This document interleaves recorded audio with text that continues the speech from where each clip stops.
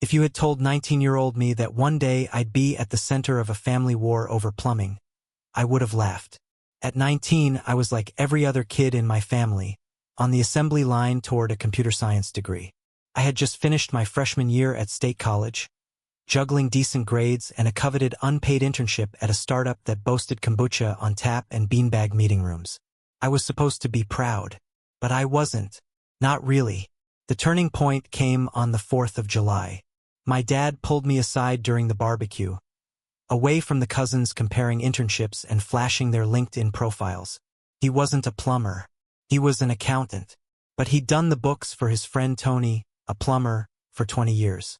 In his home office, he showed me 2 folders. The first, Tony's tax returns. $180,000 last year. No college debt. Home by 5. No stress, no layoffs, no stock options that turned to dust. The second folder?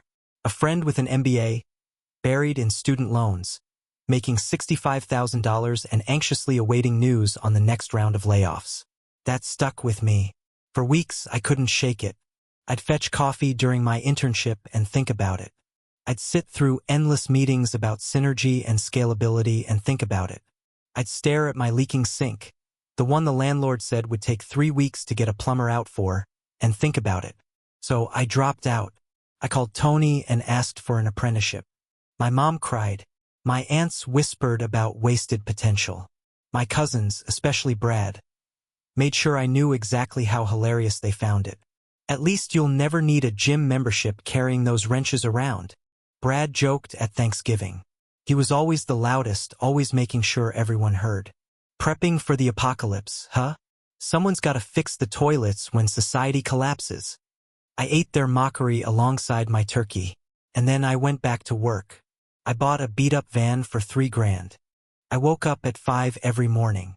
I learned to sweat copper pipes, to patch leaks, to navigate the crawl spaces and mechanical rooms that felt like the underworld. I smelled like PVC glue and purple primer. My tool set was a mismatched mess from garage sales and Tony's cast-offs. Meanwhile, my cousins were chasing promotions, comparing startup perks, and racking up likes on Instagram from their windowed offices. I didn't post because, honestly, nobody wants to see what the inside of a crawl space looks like at 6 a.m. in January. But I kept going. I earned my journeyman's license, my master certification. I saw the gap that nobody else did, the shortage of plumbers, the aging infrastructure, the emergency calls that paid $500 an hour. When Tony retired, I bought his client list. Not for a steal. For a fair price, enough to let him and his wife move to Florida comfortably. The family thought I was nuts. Brad especially. You're going to owe money till you're 50 for a bunch of phone numbers. He laughed at my sister's birthday dinner. But I wasn't buying phone numbers. I was buying opportunity. And within months, I had contracts with apartment complexes, strip malls, restaurants, places desperate for someone reliable. I hired my first apprentice, Marcus, and things were good. Then Brad's startup folded. First, he hid it. He wore the company hoodie to dinners, talked about pivoting. But I ran into him at Home Depot in the middle of a weekday, plumbing code book in his cart. "I'm just curious about what you do," he said, not meeting my eyes. What followed was a slow, steady campaign of sabotage.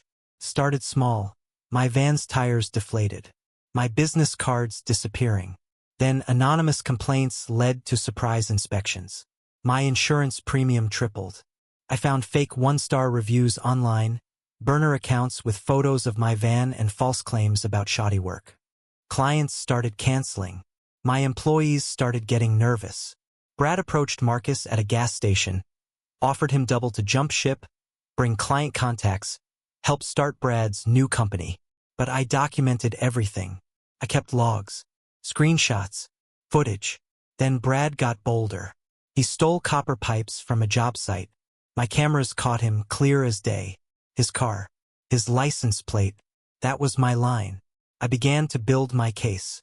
He faked emails to my clients suggesting I was letting employees take over contracts. He reported Devin's work van stolen twice, and it took days to sort out. He created fake invoices, sent them to clients to make it look like I was overcharging. He reported me to bond companies, filed false claims, drove up my rates.